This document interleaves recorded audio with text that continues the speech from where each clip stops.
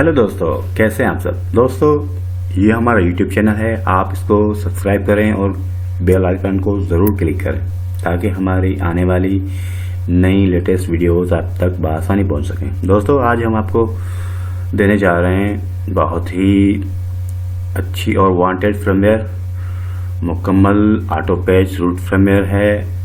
इसको फ्लैश करने के बाद, रीसेट करने के बाद आप अपना नेटवर्क भी नहीं खो पाएंगे।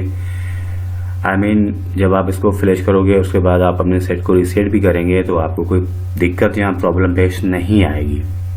आज हम आपको जो फर्मवेयर देने जा रहे हैं वो है गैलेक्सी S9 की।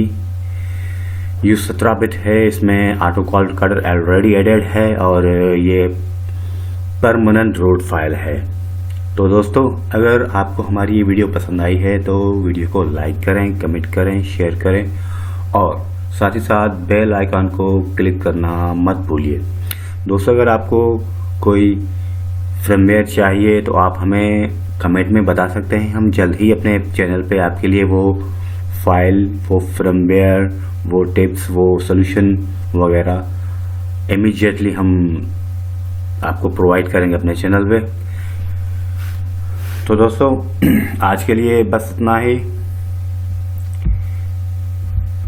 ये U17 है, गैलेक्सी S9 की फर्मवेयर है, U17 है और इसमें कॉल रिकॉर्डर भी फिक्स है।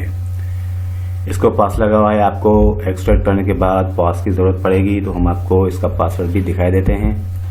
ये है इसका पासवर्ड, गैलेक्सी BMSLIR।